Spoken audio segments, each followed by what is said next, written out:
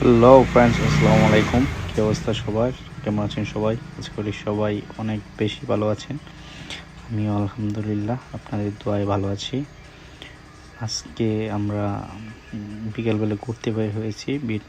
ঘুরতে ঘুরতে এখন রবিন বলতেছে সে নাকি হাতির দিয়ার মামার মলাই চা খাবে।